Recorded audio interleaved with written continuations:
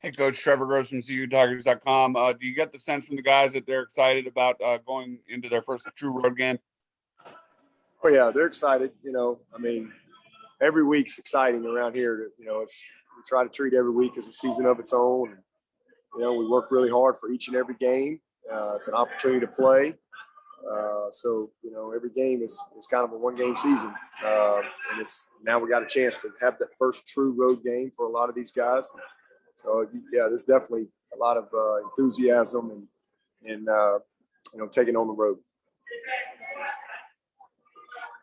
Hey, Dabo, this is Anna with Clemson 24/7. Just what can you recall about Will Shipley's recruitment? I know NC State was in there for a while, just had a lot of family go there. I guess that's kind of a cool opportunity for him to get the start this weekend there. Yeah, that's kind of cool how it worked out. Certainly no idea how that's going to go, but he back-to-back weeks he's been our player of the game and has earned the opportunity to start. It just happened to be this week, but knew there was ties there when that started, but I think it came down to us in Notre Dame in his recruiting process. But happy for him to have the opportunity to get his first start up there. Dabo, this is Larry. I think the defense played, I want to say 40 snaps in the second half there, and then what was it, 26 straight at the end? It was something crazy. It seemed like 56. It was like I said, that was kind of a weird game. Murphy's Law took over there at the end for sure. The long drive, hold them out from they don't get the touchdown, they kick the field goal, onside, they get it. It was a crazy deal, but they hung in there, and I thought our depth showed up. We were able to rest some guys, and then we got Davis and Brzee and all those guys in there right there at the end. They were back in there and had a little bit more juice to them than maybe they would have if we didn't have some of the depth that we got. Yeah, I was just wondering, given how grueling that was, whether you might have backed off a little bit with them this week or not.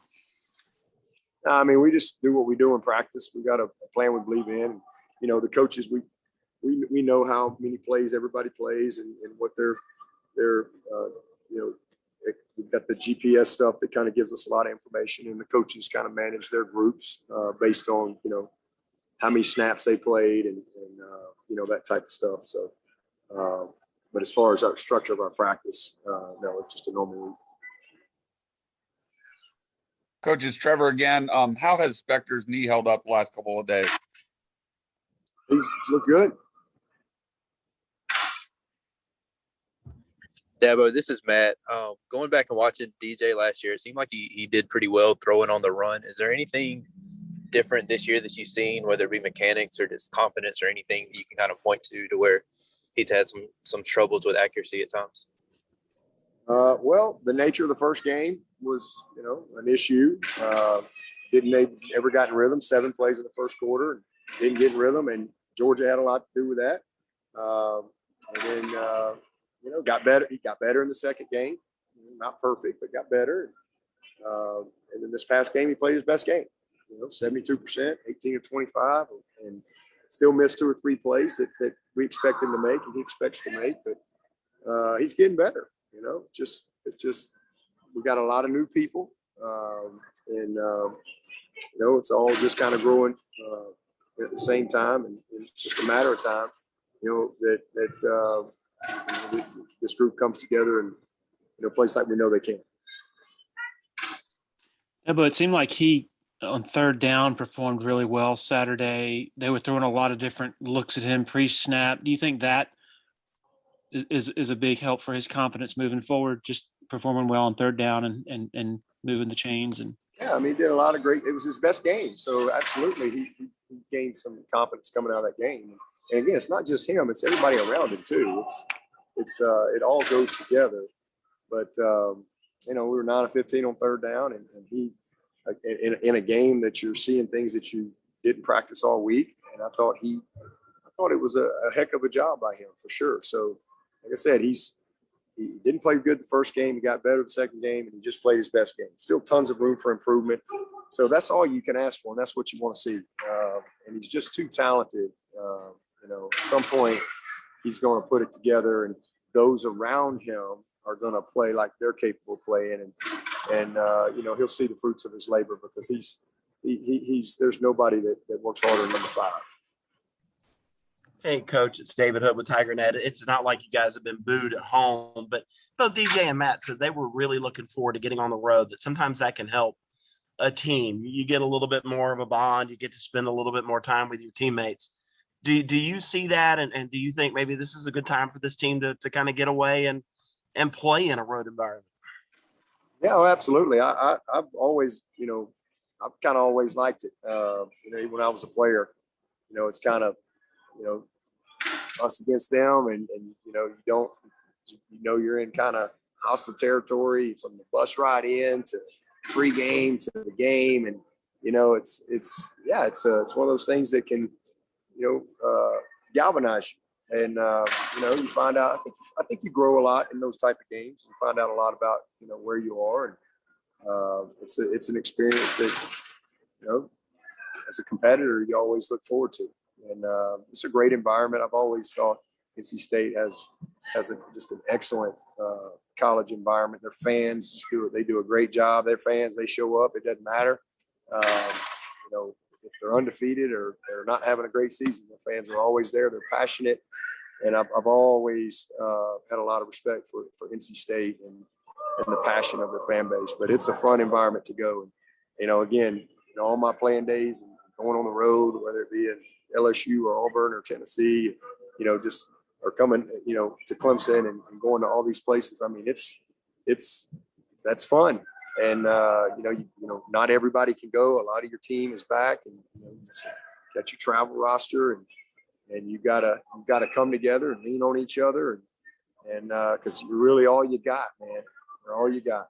And we fortunately have done well on the road, because at the end of the day, the same things that went at home went on the road.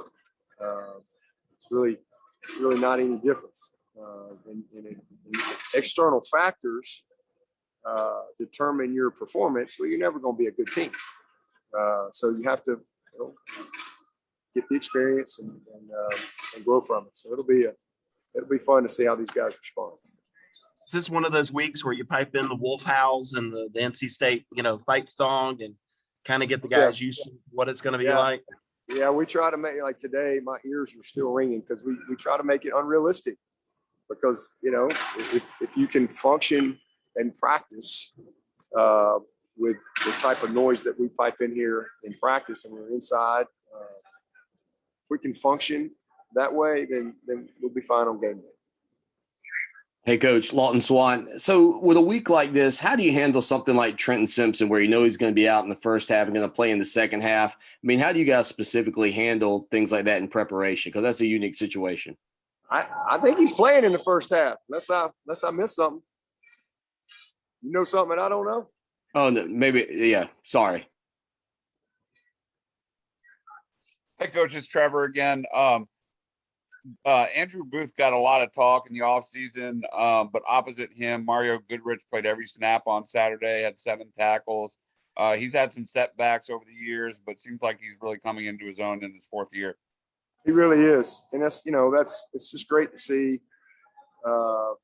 He had to grow up a little bit when he got here.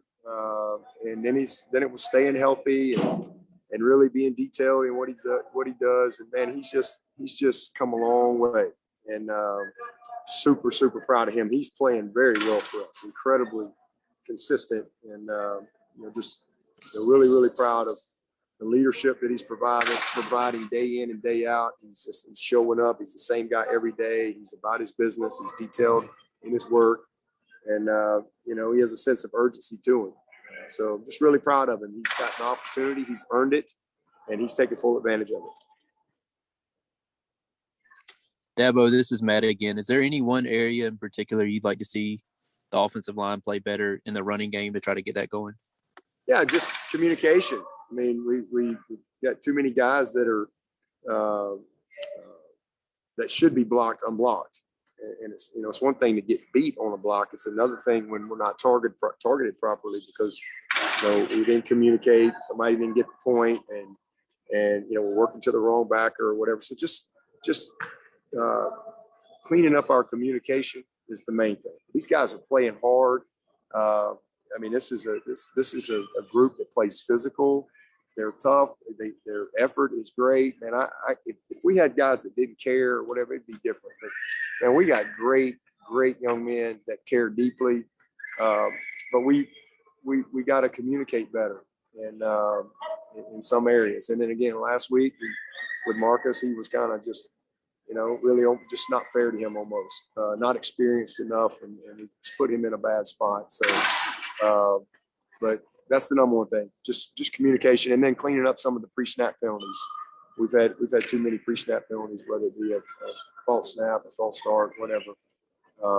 So we got to clean that up. And I know you said that you wanted to get some other guys in the game on the offensive line. Is there any chance of a different starter? Or you think you're going to stick with the same 5 starting? Oh, I think the biggest thing is just making sure that we get some other guys in, because we think we have 8 guys that really deserve to play, and that was a disappointment from the other night, because we should have got Tio in there, we should have got Raven in there, we should get Mitchell Mays in there, and because those guys have, in my opinion, they've earned the right to play and to go compete.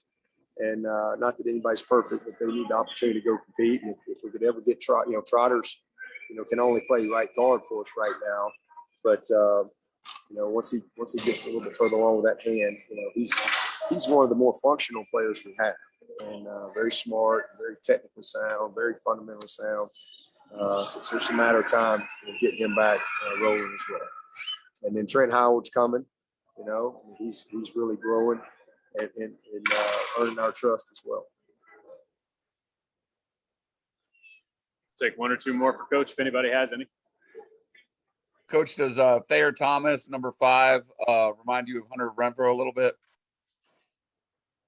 Yeah, I mean, he's a great player. He's dynamic, does everything, returner. They throw screens to him, a lot of option routes. He's great after the catch. He's a tough kid. So, I mean, he's very savvy, like Hunter was. I mean, very, very savvy kid. He's played a lot of ball. And again, just, kind of a fearless player. Really good player. Really good player.